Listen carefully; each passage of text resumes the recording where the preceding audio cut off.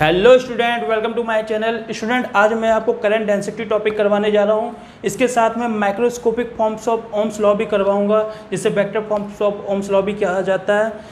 आज का वीडियो देखने के बाद आपको कोई भी और वीडियो करंट डेंसिटी के रिगार्डिंग देखने की ज़रूरत नहीं है, क्योंकि मैं बेसिक से लेके जे न्यूमेरिकल तक सभी कुछ करवाऊंगा। मैं कुछ ऐसे भी टॉपिक कुछ मैं न्यूमेरिकल पहले तो बेसिक करूँगा, उसके बाद ऐसे न्यूमेरिकल करवाऊँगा जहाँ पे current density through out the cross section area variable हो।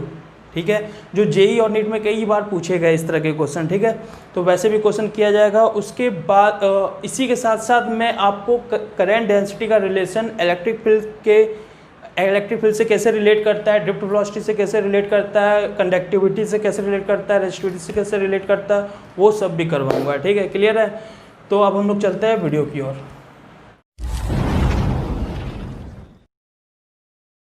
करंट डेंसिटी होता है क्या? देखो, करंट डेंसिटी सबसे पहले तो स्मॉल जे से लिखते हो, कई कैपिटल जे से भी लिखा हुआ है, तो कोई बात नहीं, हम स्मॉल जे से लिख रहे हैं। वो होता है करंट पर यूनिट एरिया। अब ये एरिया क्या है? ये एरिया क्रॉस सेक्शन है। रियल में ये एरिया क्रॉस सेक्शन के अलावा भी एक पैरामीटर्स आता है, मतलब एक कोई कंपोनेंट हो, वो मैं बाद में बताता हूँ। अभी के लिए ये याद रखना, करंट डेंसिटी क्या होता है? Current per unit area of cross section. ठीक है, क्लियर है? इस पर मैं आता हूँ कि ये ए रियल में होता है क्या है। ठीक है, तो देखो, मान लो जैसे ये पाइप है, तो यहाँ से आई की वैल्यू क्या आ गई बच्चों?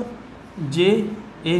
ठीक है, अब देखो, ये जे ए होता है, ये जे डॉट ए होता है। ये कैसे बनता है, क्या बनता है, उस पर मैं चर्चा करने जा रहा हूँ। ठीक है, तो देखो, ये जैसे मान लो वायर है। ठीक है, तो अगर करंट इधर की ओर फ्लो कर रहा है और इसका एरिया वेक्टर भी देखो, अब ये अगर क्रॉस सेक्शनल एरिया है तो इसका एरिया वेक्टर बच्चों बताओ किधर होगा? इसका एरिया वेक्टर किधर होगा?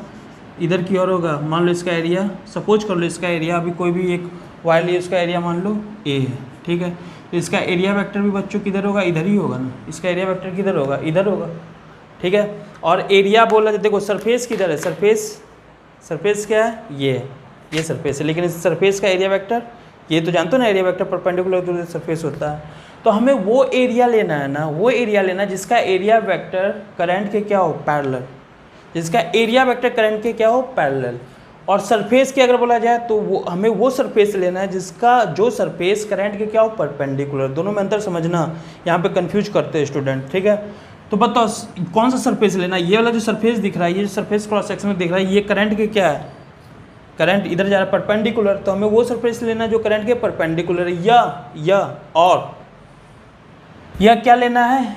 वो सरफेस जिसका एरिया वेक्टर करंट के पैरेलल हो। तो इसी सरफेस का एरिया वेक्टर किधर है? इधर। और करंट भी किधर जा रहा है? इधर। तो पैरेलल है। तो दोनों में से कोई भी वर्ड लिखा होगा अगर न्यूमेरिकल में, तो उसको तुम ध्यान देना। पैरेलल लिखा हो तो क्या है, परपेंडिकुलर क्या है, तो दोनों जबकि सेम चीज़ को बता रहा है।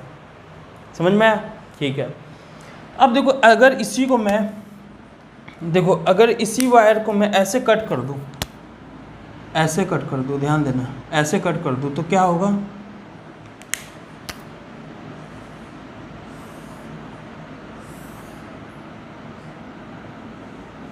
ऐसे अगर कट कर दोगे इस वायर को, तो बताओ इसका जो वो हो जाएगा, वो कैसा बन जाएगा? ये बन जाएगा ना। तो अब बताओ, जो क्रॉस सेक्शनल एरिया वो तो सर बढ़ गया, वो तो ए की वैल्यू बढ़ गई, मतलब काटने से ए की वैल्यू बढ़ गई तो आई भी बढ़ जाएगा।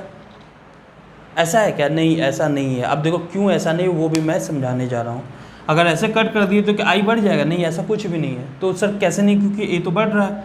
मैं बताता हूँ क्या। देखो, क्या मान लो इसका एरिया काटने के बाद सपोज कर लो क्या है बच्चों? ए मान लो, क्या है? Capital A.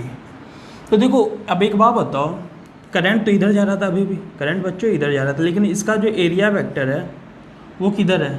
इधर। और इसका सरफेस क्या है? ये।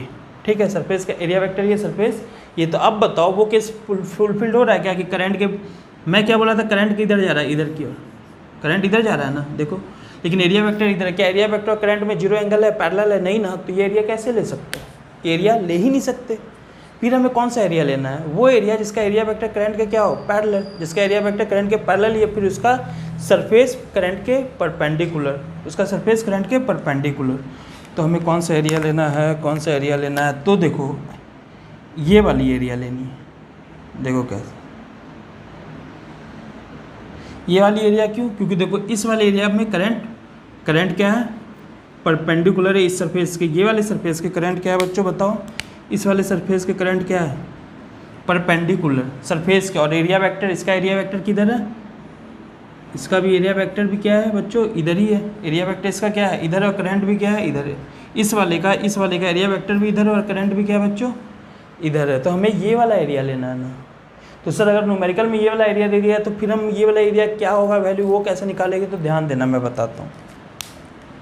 मान लो ये थीटा है, सपोज कर लो इन दोनों के बीच में एंगल थीटा है, तो हमें कौन सा एरिया लेना बच्चों बताओ, हमें तो ये वाला एरिया लेना, हमें कौन सा एरिया लेना ये वाला, और तुम्हें बुक में तुम्हें न्यूमेरिकल में दिया है ये वाला। तो कैसे करोगे, तो देखो इसको मान लो, इसको हम लोग क्या मान ले, कोई भी x मान लो, इसका एरिया क्या है x, सपोज कर लो इसका एरिया क्या है x, हमें तो x चाहिए ना, हमें क्या चाहिए x चाहिए, क्योंकि मेरे को वो एरिया लेना है जिससे ये वाला एरिया लेना है, ठीक है, हमें क्या चाहिए x। तो बताओ इसमें आना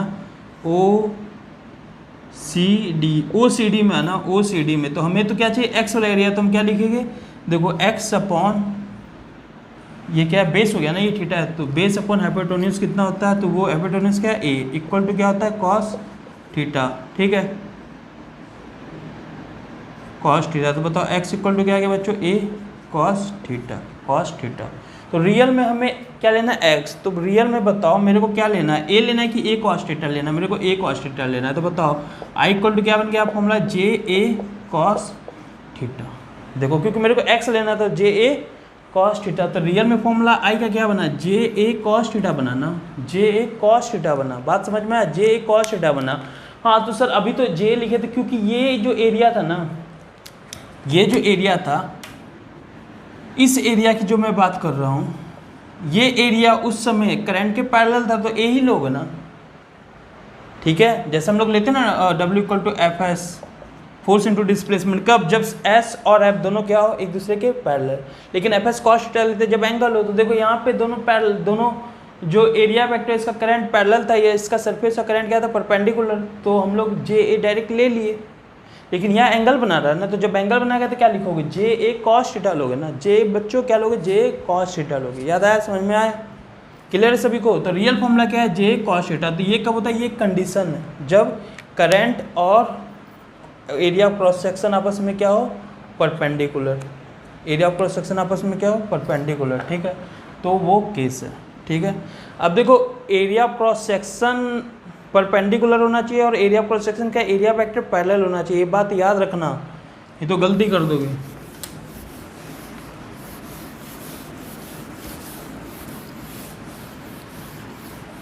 ठीक है, ये बन गया I equal to J cos theta, ठीक है सर, ये तो बन गया। अब देखो क्या है, तो आई को हम लोग क्या लिख सकते हैं, जे, अब देखो हाँ जे डॉट कॉस थीटा हटेगा तो क्या आएगा बच्चों बताओ, डॉट प्रोडक्ट आएगा, डॉट प्रोडक्ट आएगा ना, तो आई क्या है स्केलर क्वांटिटी, या तुम स्केलर क्वांटिटी और ज़्यादा डीप में जाओगे तो टेंसर क्वांटिटी, तो यहाँ देखो डॉट प्रोडक्ट को हम लोग स्केलर प्रोडक्ट भी बोलते हैं, तो आई क्या है स्केलर क्वांटिटी, वो फॉर्मूले से साबित भी हो रहा है, ठीक है। तो जे क्या है वेक्टर या स्केलर, तो अभी मेरे को पता चला जे कौन सी क्वांटिटी, क्योंकि दो इन दोनों में डॉट है तो कंफर्म है एरिया भी क्या होगा वेक्टर क्वांटिटी और जे भी वेक्टर। जे कौन सी क्वांटिटी है बच्चों बताओ, वेक्टर क्वांटिटी, ठीक है, जे कौन सी क्वांटिटी है वेक्टर क्वांटिटी, ठीक है, करंट डेंसिटी क्या है वेक्टर क्वांटिटी है। तो आई इक्वल टू रियल में क्या फॉर्मूला जे ए।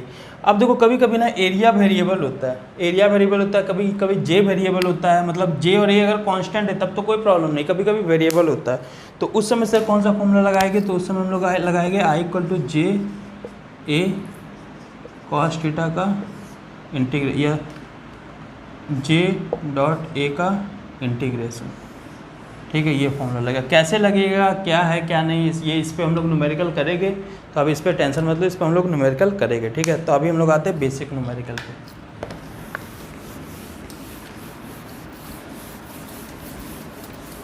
तो देखो बेसिक न्यूमेरिकल क्या है,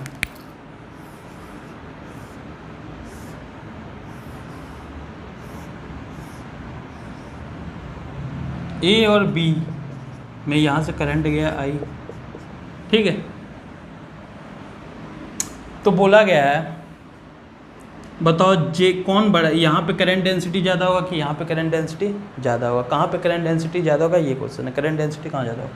तो एक बार बताओ, करंट दोनों में सेम होगा कि अलग अलग? बताओ, करंट दोनों में सेम होगा, क्यों? क्योंकि ये क्या है, सीरीज में, ये क्या है, सीरीज में, तो करंट दोनों तरफ सेम होगा। तो यहाँ पे भी करंट आई, यहाँ पे भी करंट आई। तो बताओ यहाँ पे एरिया ए मान लो, इसका एरिया स्मॉल ए मान लो, ठीक है। तो एक बात बताओ, यहाँ पे जो करंट डेंसिटी होगा वो क्या होगा, आई अपॉन ए, ये वाला एरिया। और यहाँ पे करंट डेंसिटी मतलब ए पे ये होगा। यहाँ पे जो करंट डेंसिटी होगा बच्चों, वो बताओ, J at B, current density at B equal to क्या होगा, आई अपॉन ये वाला एरिया, ठीक है, यही होगा ना, आई अपॉन ये वाला एरिया। दोनों में करंट सेम है। यहाँ पे करंट डेंसिटी यहाँ पे ए से डिवाइड किया, वहाँ पे स्मॉल ए से, तो ये स्मॉल ए से डिवाइड की होती है ये बड़ा होगा, और कैपिटल ए से बड़ा डिवाइड की होती है ये छोटा होगा ना, समझ में आया? क्योंकि कैपिटल ए से डिवाइड की हो तो ये वैल्यू क्या हो जाएगी, ये वैल्यू बच्चों क्या हो जाएगी, कम। यहाँ पे तो जे, यहाँ पे क्या लिखोगे, जे, क्योंकि कैपिटल ए से डिवाइड की होती है ये बड़ी हो तो कम हो जाएगा वो ज़्यादा। तो जे क्या है, कम है किससे, जे बी से, मतलब जे भी बड़ा है, जे भी बड़ा है जे ए से। बात समझ में आया मैं क्या बोल रहा हूँ? ठीक है, क्लियर है? तो अभी तो मैं पहले ना कुछ, चलो मैं पहले एक न्यूमेरिकल करवाता हूँ जेई का, उसके बाद में तुम्हें इसमें वो भी करवाऊँगा, क्या उसको बोलते हैं, microscopic form of Ohm's law, ठीक है। ओम्स लॉ को हम लोग माइक्रोस्कोपिक फॉर्म भी पढ़ेंगे, ठीक है। इसके बाद में एक न्यूमेरिकल करवा दूँ जेई का जो आया हुआ, दो न्यूमेरिकल करवाता हूँ, दोनों आया हुआ जेई का। उसके बाद में microscopic form of Ohm's law में करने जाऊँगा, ठीक है, क्लियर है? तो हम लोग स्टार्ट करते हैं। न्यूमेरिकल में लेता हूँ। देखो न्यूमेरिकल क्या था ना, देखो न्यूमेरिकल क्या है, क्वेश्चन देखो वैसे क्या लिखा हुआ, मैं फिर लिखता हूँ। Current is flowing through a cylindrical conductor of radius capital R such that current density at any cross sectional area, जो करंट डेंसिटी दिया हुआ है, जो करंट डेंसिटी दिया हुआ है बच्चों, कैपिटल जैसे भी लिखना है लिख लो, स्मॉल जैसे लिखना है स्मॉल जैसे लिख लो, कोई प्रॉब्लम नहीं है। करंट डेंसिटी दिया हुआ है J naught 1 minus small R upon capital R, तो मतलब वेरी कर रहा है। अब यहाँ पे स्मॉल आर क्या है, स्मॉल है रेडियल डिस्टेंस। जैसे ये एक सिलेंडर है ना, सिलेंडर, ये एक सिलेंडर है, तो इसका मैं ये वाला सरफेस ले रहा हूँ, तो ये स्मॉल आर क्या है, कोई भी डिस्टेंस आर, मतलब यहाँ से यहाँ तक का डिस्टेंस कितना दिया है, कैपिटल आर, ठीक है। स्मॉल आर क्या है, कोई भी डिस्टेंस सेंटर से, ठीक है, इस सरफेस का, ठीक है। तो वो चेंज हो रहा है, वो क्या हो रहा है, चेंज हो रहा है, ठीक है। Calculate the total current through the cross section of the conductor, total current पूछ रहा है, ठीक है, टोटल करंट पूछ रहा है। तो एक बात बताओ, यहाँ पे जे क्या है, वेरिएबल, अगर वेरिएबल ना होता तो हम क्या कर देते, J into cross sectional area, cross sectional area क्या हो जाता है, पाई कैपिटल आर स्क्वायर। लेकिन यहाँ पे वेरिएबल है तो हम लोग क्या करेंगे, तो देखो हम लोग क्या करते हैं ना, सिलेंडर का ये वाला सरफेस देखते हैं, तो देखो इसको बनाए ऐसे, इसमें देखो अब जे हर जगह बदल रहा है, हर जगह क्या हो रहा है, बदल रहा है, तो हम लोग एक एलिमेंट्री लेंगे, हम लोग क्या लेंगे बच्चों, एक एलिमेंट्री लेंगे।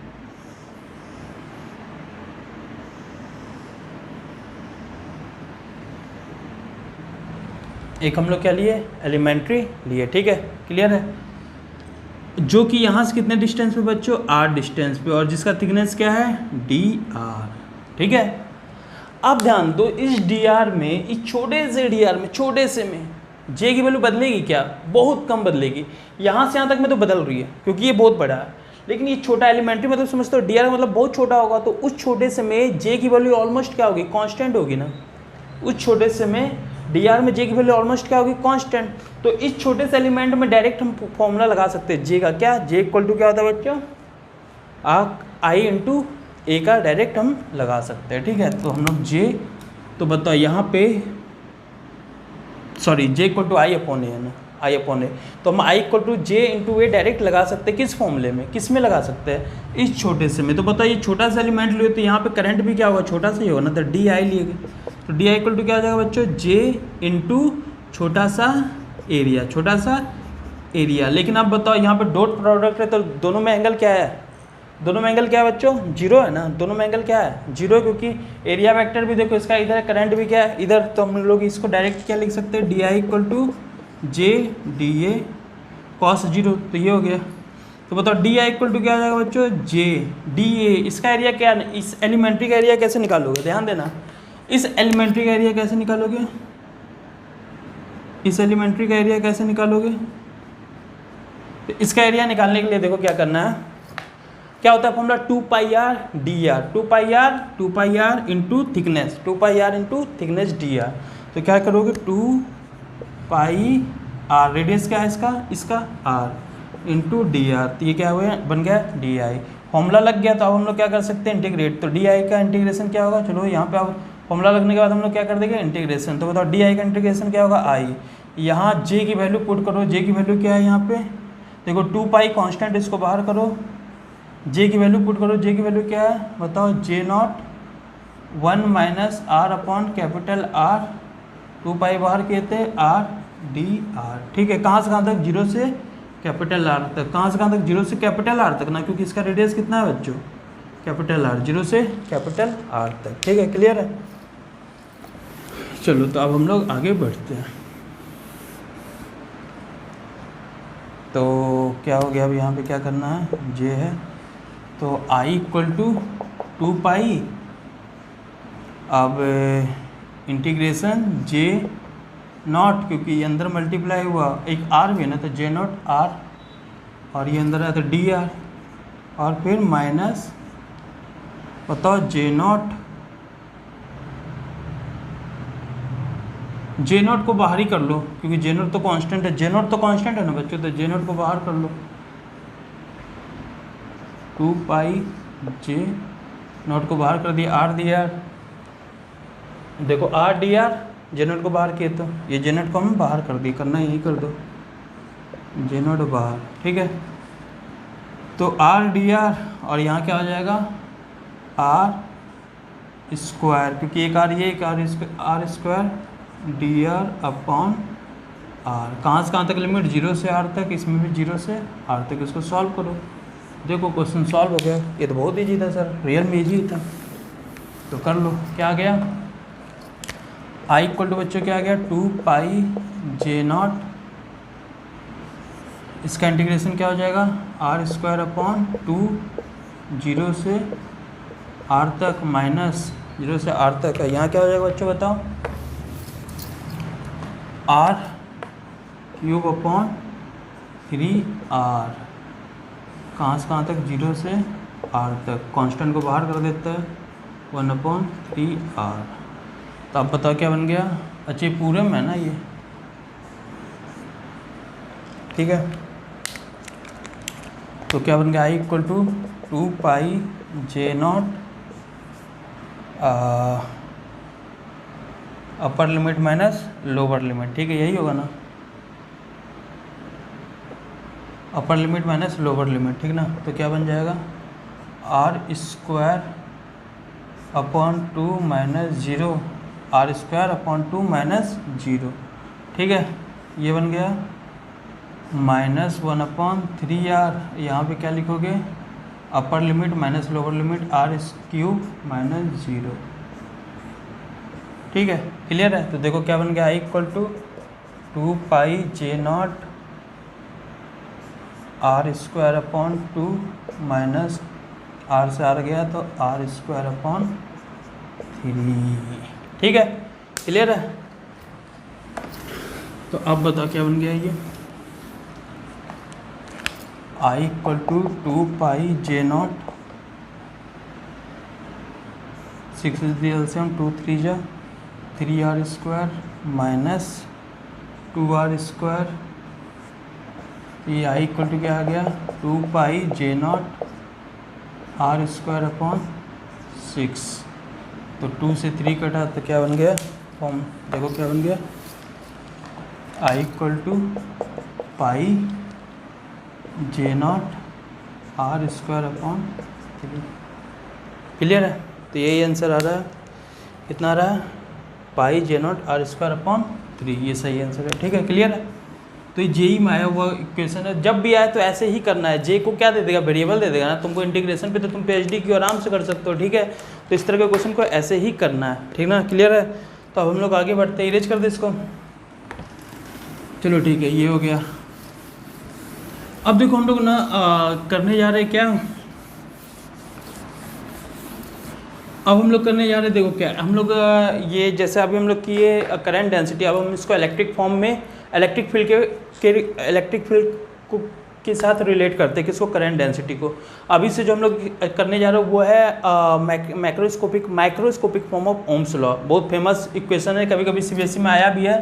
तो microscopic form of Ohm's law लिख सकते हो। तो बताओ अभी हम क्या पढ़े, जे इक्वल टू क्या होता है, आई बाई ए। कब जब एरिया और करंट क्या हो, दोनों एरिया वेक्टर का डायरेक्शन और करंट का डायरेक्शन आपस में क्या हो, पैरेलल, ठीक है। या फिर करंट और सरफेस आपस में क्या हो, क्रॉस सेक्शनल एरिया क्या आपस में परपेंडिकुलर। एरिया वेक्टर बोले तो पैरेलल और क्रॉस सेक्शनल एरिया बस बोले तो परपेंडिकुलर। ये बात समझ में आ रहा होगा तुम लोग को, ठीक है। तो ये तब ये इक्वेशन हम लोग लगा सकते हैं, ठीक है, कोई बात नहीं। एक बात बताओ, अभी तक हम लोग क्या पढ़े, V equal to I R, ठीक है सर। ये भी पढ़ोगे, E इक्वल टू मैग्नीट्यूड में क्या होता है, V अपॉन एल। मान लो कोई भी कंडक्टर है जिसका लेंथ क्या है, एल है, ठीक है। लेंथ क्या है उसका, एल है, ठीक है। अब क्रॉस सेक्शनल एरिया हम मान लेते हैं ए है, ठीक है ना। तो E equal to V upon लेता है, तो मैग्नीट्यूड में E इक्वल टू क्या होता है, V अपॉन एल। ये जानते हो मैग्नीट्यूड में, तो V इक्वल टू क्या हो जाएगा, E एल। तो यहाँ लिख दो E एल, V को लिख सकते हो ना, V equal to E L. तो यहाँ लिख सकते हो E एल आई आर, ठीक है, okay. E L I R को क्या लिख सकते हो, रो एल अपॉन ए, हम लोग पढ़े हैं ना, रेसिस्टिविटी इंटू एल अपॉन ए, ये हो गया। तो एक बार बताओ, ये आई अपॉन ए क्या बन जाएगा बच्चों, बताओ आई अपॉन ए क्या बन जाएगा, करंट डेंसिटी। तो हम क्या लिख दिए, जे रो एल से एल गया, तो बताओ ये क्या बन गया बच्चों, बताओ E इक्वल टू क्या बन गया, दिख रहा है सभी को, E इक्वल टू क्या बन गया, जे रो, ठीक है। ये भी क्लियर है, ओके। अब देखो क्या है, जे रो बना, ये एक तो ये बन गया तुम्हारा, ठीक है। Microscopic form of Ohm's law किसको बोलता है, जिसमें रिलेशन हो इलेक्ट्रिक फील्ड और कंडक्टिविटी और करंट डेंसिटी का। तो कंडक्टिविटी और करंट डेंसिटी का रिलेशन बताओ, रो को हम लोग क्या लिख सकते हैं, रेजिस्टिविटी क्या होता है, रेसिप्रोकल ऑफ कंडक्टिविटी। ये सिग्मा से कंडक्टिविटी में लिख रहा हूँ। तो बताओ जे इक्वल टू क्या आ गया, sigma E. J equal to बच्चों क्या आ गया, सिग्मा ई, ठीक है। अगर वेक्टर फॉर्म में लिखेंगे तो J vector equal to sigma E vector, ठीक है, क्लियर है। तो ये तुम्हारा वेक्टर फॉर्म में क्लियर है।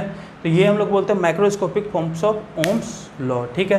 अब लोग सर मेरे को ड्रिफ्ट वेलोसिटी और करंट डेंसिटी में है ना रिलेशन बताओ, ड्रिफ्ट वेलोसिटी और करंट डेंसिटी में क्या होगा। तो ये हो गया microscopic form of Ohm's law. Drift velocity current density में देखो रिलेशन क्या होगा, तो बहुत सिंपल है। देखो जे इक्वल टू क्या होता है बच्चों, आई अपॉन ए, यही होता है ना, जे इक्वल टू क्या होता है, आई अपॉन ए, ठीक है। अब तुम्हें किस में चाहिए, ड्रिफ्ट वेलोसिटी में। तो चलो ड्रिफ्ट वेलोसिटी से स्टार्ट करते हैं। ड्रिफ्ट वेलोसिटी क्या होता है, फॉर्मूला जानते हो, बी डी इक्वल टू क्या पढ़े थे, ई यही पढ़े हो ना, drift velocity equal to V D equal to E magnitude में अपॉन एम टाउ, ठीक है। तो अब बताओ ई की वैल्यू क्या होती है, बताओ जे, ई की वैल्यू क्या होती है, जे अपॉन सिग्मा। तो बी डी इक्वल टू क्या लिखोगे, ई की जगह क्या लिख सकते हो, यहाँ पे देखो जे अपॉन सिग्मा, तो J upon sigma M tau, ठीक है, क्लियर है। तो ये तुम्हारा क्या बन गया, B D equal to E tau M sigma J,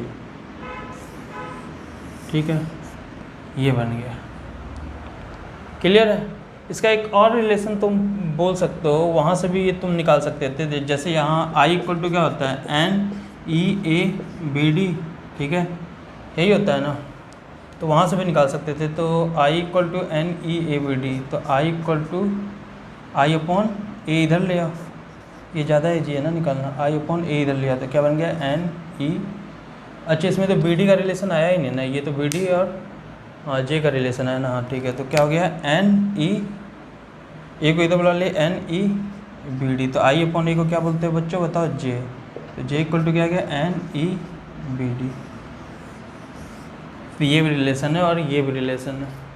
B D equal to ये टाइम ऑफ रिलैक्सेशन के फॉर्म में है, ये number of electron per unit volume के फॉर्म में। तो कई सारे रिलेशन है, जिससे न्यूमेरिकल दे उस हिसाब से कर सकते हो। ये हम कैसे लाए ये तो पता चल गया ना सभी को। बी डी इक्वल टू होता है ई की वैल्यू हम जे अपॉन सिग्मा लाए, जे अपॉन सिग्मा लाए तो हाँ बी डी, ठीक है ये हो गया जे, एम की वैल्यू क्या लिखे है जे अपॉन सिग्मा, ठीक है। तो ये तुम्हारा रिलेशन, तो ये तो पता चल गया कहाँ से है, ठीक है ना, ये एक रिलेशन आ गया। दूसरा रिलेशन क्या है, ये कि जे और बी डी के फॉर्म में जब टाइम ऑफ रिलैक्सेशन सब दिया हो, अगर ना दिया हो तो फिर I equal to N A B D होता है, बी डी की वैल्यू ए को इधर ले आया आई अपॉन ए, तो क्या बन गया एन ई बी डी, तो आई अपॉन ए को क्या लिखेगा J N E B D. जब number of electron per unit volume दिया तो ये लगाओ। तो फॉर्मूला याद रखने की जरूरत क्या है, एक रिलेशन पता फटाफट 50 रिलेशन बना सकते हो। हाँ बस ये याद रखना microscopic form of Ohm's law है, कभी कभी ड्राइवेशन आ जाता है तो तुम इसी से करोगे, ड्राइवेशन आ जाता है एग्जाम में तो इसी से करोगे, microscopic forms of Ohm's law, ठीक है क्लियर है। इसको vector form of Ohm's law भी बोलते हैं, तो तुम इसी को करोगे, ठीक है क्लियर है यहाँ तक। अब देखो एक क्वेश्चन आया हुआ था,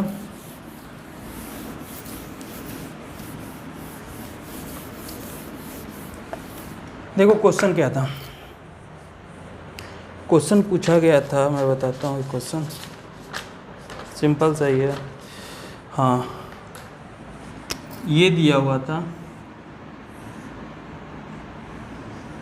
ये ए और ये बी, तुमसे पूछा हुआ था ना करंट डेंसिटी का रिलेशन बताओ, उसके बाद इलेक्ट्रिक फील्ड का रिलेशन बताओ, और तुमसे ड्रिफ्ट वेलोसिटी का रिलेशन पूछा हुआ था।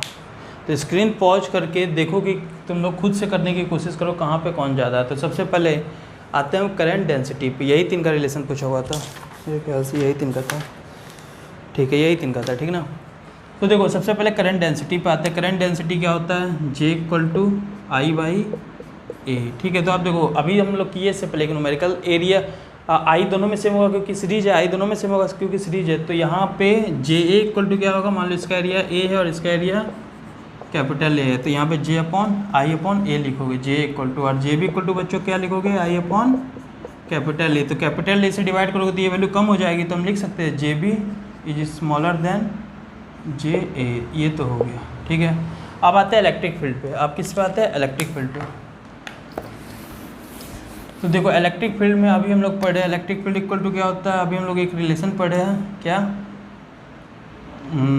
जे सिग्मा ई, यही पढ़े हो ना, यही पढ़े हम लोग, जे इक्वल टू सिग्मा ई, ठीक है। तो देखो वेक्टर के फॉर्म में रहने दो, इसके फॉर्म में जे इक्वल टू सिग्मा ई। तो जहाँ पे आप सिग्मा क्या है, कंडक्टिविटी, कंडक्टिविटी किसकी प्रॉपर्टी है, वो मैटर की प्रॉपर्टी है, वो मटेरियल की प्रॉपर्टी है, मटेरियल की डायमेंशन से उसको कोई मतलब नहीं है। तो जितना यहाँ होगा उतना ही यहाँ होगा कंडक्टिविटी, इसको डायमेंशन से कोई मतलब नहीं है। तो हम लिख सकते हैं जे इक्वल टू, जे जो है डायरेक्टिव प्रोपोर्शनल टू क्या है ई, तो जहाँ पे जे ज़्यादा वहाँ ई ज़्यादा। तो जे कहाँ पे ज़्यादा आया था बच्चों, यहाँ पे जे ज़्यादा आया था ना, अभी हम लोग यही किया ना, जे यहाँ पे ज़्यादा आया था और यहाँ पे कम आया था, ठीक है। तो इलेक्ट्रिक फील्ड भी यहाँ ज़्यादा होगा और यहाँ पे क्या होगा, कम होगा, ठीक है, ये भी क्लियर। खुद भी देखो ना डेंसिटी यहाँ ज़्यादा होगा क्योंकि एरिया कम है तो डेंसिटी तो ज़्यादा होगा ना, फीलिंग भी आ रहा है। नॉर्मल डेंसिटी से भी देखो तो एरिया जहाँ कम वहाँ पे फीलिंग भी आता है कि नॉर्मल डेंसिटी, कोई भी डेंसिटी की बात करें ऐसा लगता है, तो उस हिसाब से भी कर सकते हो बिना कैलकुलेट किए भी, ठीक है। अब आते हैं ड्रिफ्ट वेलोसिटी। तो वी डी इक्वल टू, अभी हम लोग पढ़े क्या, देखो मेरे को फॉर्मूला याद भी नहीं रहता, हम तुरंत ड्राइव कर लेते हैं, ए को इधर ले आए, हाँ तो आ गया अपन। तो जे इक्वल टू अभी हम लोग क्या पढ़े, एन ई बी डी, यही पढ़े ना बच्चों, ठीक है, ये पढ़े हुए, ठीक है। तो बताओ N E B D, N क्या, number of electron per unit volume, तो वो पूरे मटेरियल में सेम होगा क्योंकि ये भी मटेरियल की प्रॉपर्टी है, ई की वैल्यू बदल नहीं सकती। तो जहाँ बी डी ज़्यादा वहाँ पे जे ज़्यादा, जहाँ बी डी ज़्यादा वहाँ, मतलब यहाँ पे भी हम लिख सकते हैं जे डायरेक्टली प्रोपोर्शनल टू क्या होता है बी डी, ठीक है। तो यहाँ पे भी यही लिखोगे, यहाँ पे जे ज़्यादा था तो यहाँ पे बी डी भी क्या होगा, V D A is V D drift velocity at A is greater than drift velocity at capital A है ना, capital A is greater than B, तो ये तुम्हारा ए पे ज़्यादा होगा, ठीक है ना, ए पे क्या होगा बच्चों, ज़्यादा होगा, ठीक है, क्लियर है। तो इस तरह के भी क्वेश्चन आ सकते हैं। तो वीडियो अगर आपको अच्छा लगा हो तो लाइक करो, सब्सक्राइब करो मेरे चैनल को, बेल आइकन दबाना ना भूलो, मैं लगातार वीडियो अपलोड कर रहा हूँ जिससे आपको नोटिफिकेशन मिल जाएगा, ठीक है। और अपने दोस्तों को भी वीडियो शेयर करो, जितना शेयर कर सकते हो उतना ज़्यादा शेयर करो, जिससे कि मेरे चैनल को ग्रो करने में थोड़ा हेल्प मिल जाएगा। अगर वीडियो पूरा अच्छे से समझ में आ गया तो अंडरस्टूड लिखो, और अच्छे अच्छे कमेंट्स कर सकते हो, मुझे आपके कमेंट्स का वेट रहता है। तो अब मैं चलता हूँ नेक्स्ट लेक्चर में। तब तक के लिए bye bye, take care, stay safe and जय हिंद जय भारत।